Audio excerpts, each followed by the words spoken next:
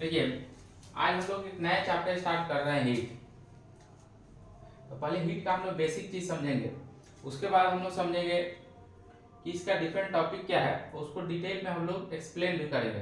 तो पहले बेसिक चीज समझते हैं कि हीट क्या है और हीट से रिलेटेड जो टेम्परेचर है वो क्या चीज होता है। तो देखिए हीट हम लोग मानते हैं कि एक फॉर्म ऑफ एनर्जी है, ठीक है। हीट एक एनर्जी का फॉर्म है और ये हीट किसी भी बॉडी को देते हैं तो क्या सिचुएशन एराइज होता है।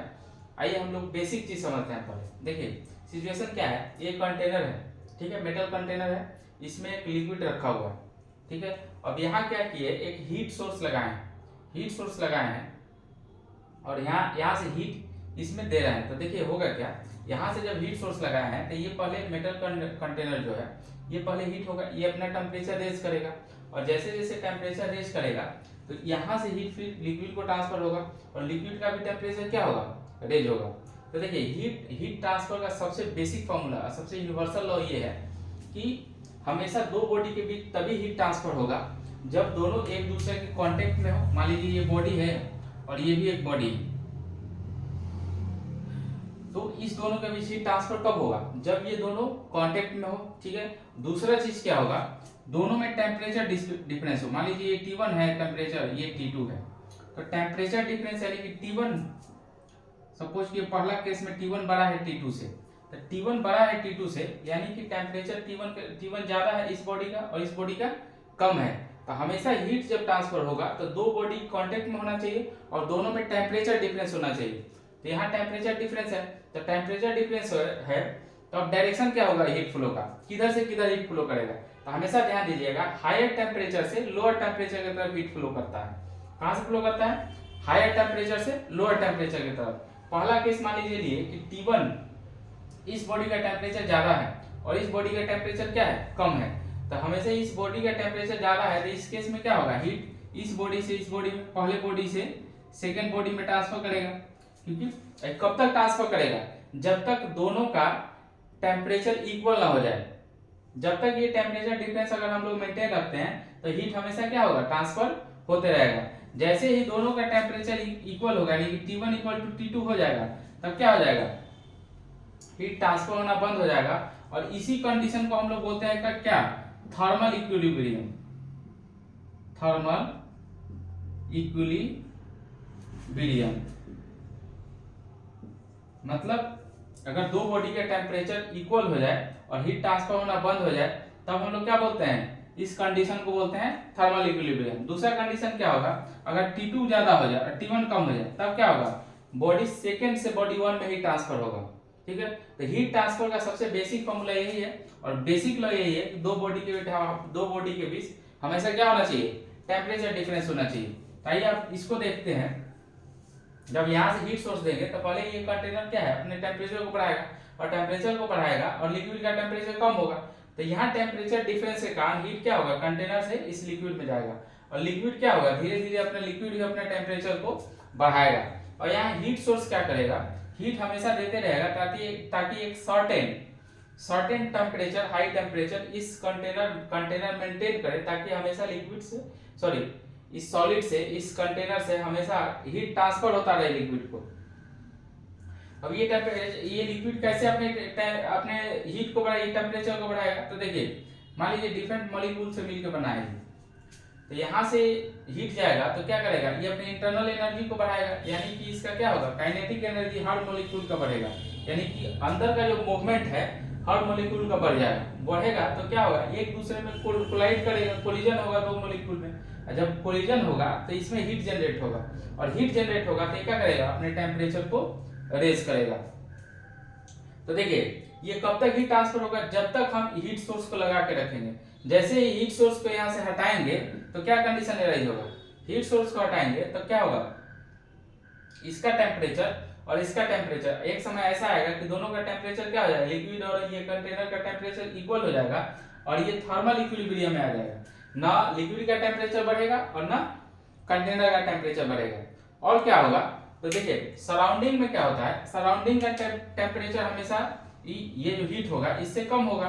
तब जैसे हीट सोर्स हटाएंगे तो यहाँ से ये हीट क्या होगा, इस सराउंडिंग में फ्लो करना शुरू करेगा, क्योंकि दोनों सराउंडिंग का इसका टेम्परेचर डिफरेंस होगा, सराउंडिंग का टेम्परेचर कम होगा, इसका टेम्परेचर क्या होगा, ज्यादा होगा। तो हीट कहाँ से, इस लिक्विड से, इस कंटेनर से फिर सराउंडिंग में फ्लो करेगा, इन्वायरमेंट में, तो इसका टेम्परेचर क्या होगा, धीरे धीरे कम होते जाएगा। एक समय ऐसा आएगा जो इन्वायरमेंट का टेम्परेचर है उसके इक्वल इसका टेम्परेचर हो जाएगा। तब हम लोग कहेंगे कि क्या ये दोनों क्या आ गया, थर्मल इक्विलिब्रियम में आ गया। और उसी परिस्थिति को कहते हैं कि ये क्या हो गया, लिक्विड क्या हो गया, कूल हो गया।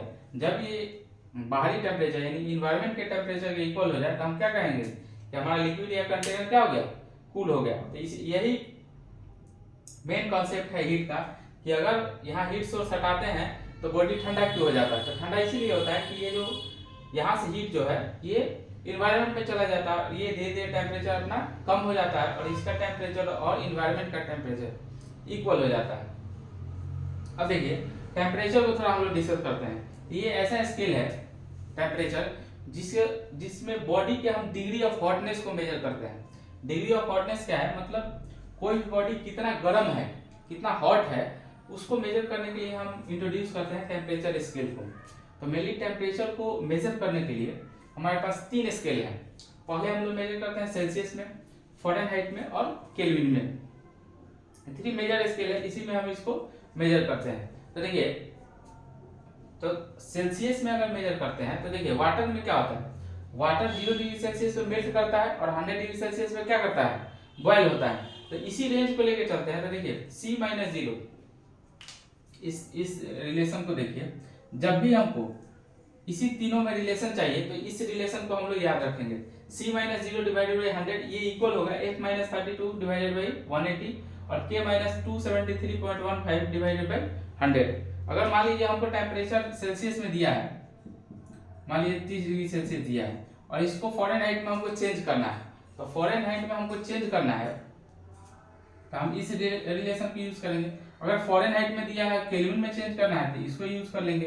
अगर केल्विन में दिया है और सेल्सियस में यूज करना है तो इस दोनों को यूज कर लेंगे। सपोज कीजिए एक एग्जांपल हम आपको बताते हैं। मान लीजिए 30 डिग्री सेल्सियस है, मान लीजिए 30 डिग्री सेल्सियस को हमको फ़ारेनहाइट में चेंज करना है। 30 डिग्री सेल्सियस को फ़ारेनहाइट में चेंज करना है तो C के जगह पर 30 रखिए, 30 - 0 डिवाइडेड बाई 100 इक्वल टू क्या हो जाएगा, F-32। इस रिलेशन को यूज करेंगे डिवाइडेड बाई 180। देखिए 0 से 0 कैंसिल आउट हो जाएगा। अब देखिए 2 से कैंसिल कीजिए तो 5 हो जाएगा, ये क्या हो जाएगा, 9 हो जाएगा।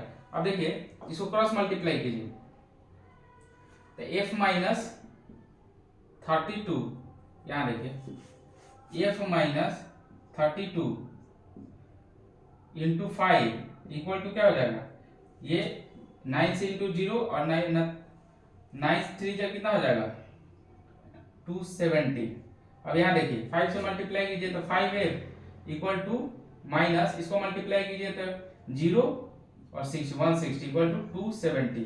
अब इसको लेके जाइए 5F इक्वल टू 270 और प्लस 160 यानी कि F इक्वल टू क्या हो जाएगा, इसको ऐड करेंगे तो कितना हो जाएगा, 0 3 4 और डिवाइडेड बाई 5। इसको डिवाइड कीजिए तो कितना आ जाएगा, 8 6 यानी कि 86 डिग्री फ़ारेनहाइट। अगर 30 डिग्री सेल्सियस को फ़ारेनहाइट में हमको चेंज करना है तो कितना आ जाएगा, 86 डिग्री फ़ारेनहाइट।